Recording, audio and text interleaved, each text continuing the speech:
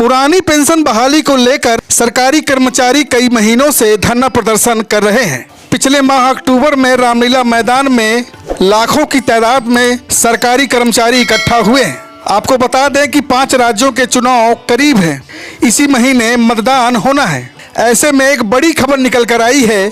आपको बता दें कि वित्त मंत्रालय किसी भी वक्त पुरानी पेंशन बहाली मामले पर लेकर एक बड़ा फैसला ले सकता है। क्या फैसला लिया वित्त मंत्रालय हमें आपको आगे बताएंगे। उसके पहले अगर आप हमारे चैनल पर नए हैं तो हमारे चैनल को अभी सब्सक्राइब करें। वित्त मंत्रालय इस साल के अंत तक सरकारी कर्मचारियों के लिए राष्ट्रीय पेंशन योजना एनपीएस में बदलाव की योजना बना रहा है। एक शीर्ष सरकारी अधिकारी के अनुसार केंद्र आंध्र प्रदेश मॉडल को अपनाने पर विचार कर रहा है। आंध्र प्रदेश मॉडल कर्मचारियों के अंतिम मूल वेतन के 40 से 50% के आधार पर पेंशन की गारंटी देता है। प्रस्तावित योजना बाजार से जुड़ी होगी, जिसमें सरकार पेंशन कोष में किसी भी कमी को पूरा करेगी। सरकारी कर्मचारी पहले की तरह योगदान देते रहेंगे, जबकि सरकार का योगदान भी ज़्यादा बढ़ेगा। एक शीर्ष अधिकारी ने कहा कि नई योजना की घोषणा साल के अंत तक की जाएगी। समिति योजना के तौर तरीकों पर काम कर रही है, जो मुख्य रूप से आंध्र प्रदेश मॉडल पर आधारित होगी। यह बाजार से जुड़ा होगा और केंद्र सरकार यह सुनिश्चित करेगा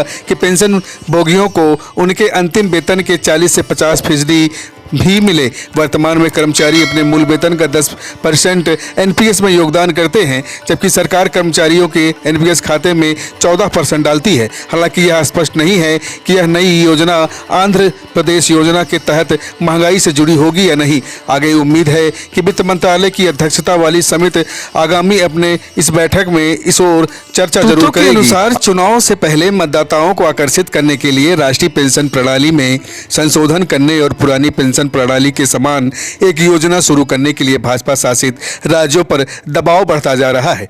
हिमाचल प्रदेश, राजस्थान, छत्तीसगढ़, पंजाब और झारखंड जैसे कुछ गैर भाजपा शासित राज्य पहले ही पुरानी पेंशन प्रणाली पर वापस जा चुके हैं, जिसके तहत अपने कर्मचारियों को भुगतान की जाने वाली पेंशन का अधिक बोझ नहीं उठाना पड़ेगा। आपको बता दें कि आंध्र प्रदेश योजना के तहत पेंशन भोगियों को डीए के साथ उनके अंतिम मूल वेतन का 50% ही मिलता है, जो महंगाई से जुड़ा होता है। राष्ट्रीय पेंशन प्रणाली के नियम के अनुसार पेंशन फंड नियम और विकास प्राधिकरण के पास ही उपलब्ध होता है। इन आंकड़ों के अनुसार पता चला है कि राष्ट्रीय पेंशन योजना के प्रबंधन में लगभग 9 लाख करोड़ रुपए की संपत्ति में राज्य और केंद्र सरकार के कर्मचारियों की हिस्सेदारी 79% होगी। 31 मार्च 2023 तक एनपीएस के तहत विभिन्न योजनाओं के तहत ग्राहकों की संख्या 6.3 करोड़ थी। कुल ग्राहकों से राज्य सरकार के कर्मचारी 60,72,000 थे, जबकि केंद्र सरकार के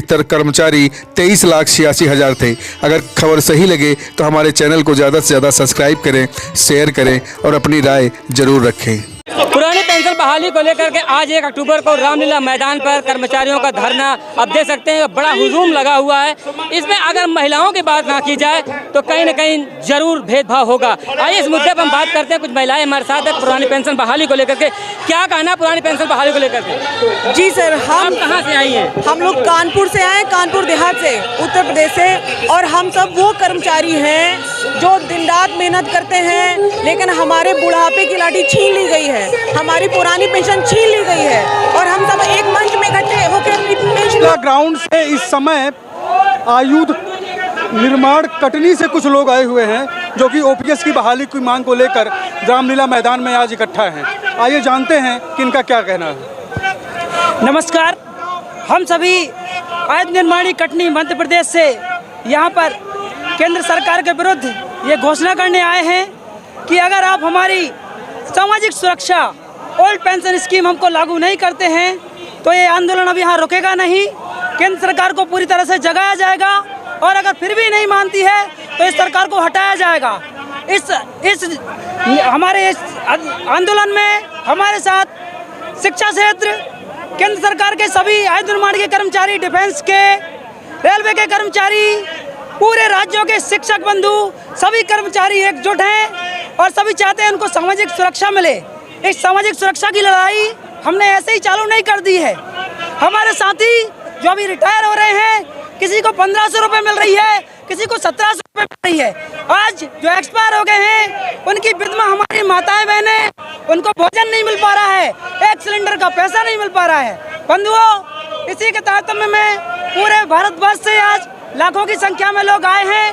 विभिन्न आयुध निर्माणियाँ 41 आयुध निर्माणियाँ भारत के अंदर हैं।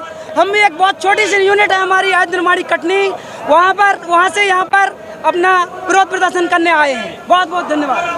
एनपीएस मेरा इस सम्मेलन से सिर्फ यही मांग है मोदी जी से कि एनपीएस गो बैक, एनपीएस छोड़ना पड़ेगा। 2024 में अगर सरकार ने आपकी बात नहीं मानी, 2024 में अगर सरकार ने आपकी बात नहीं मानी तो आप लोगों का अगला रुख क्या होगा?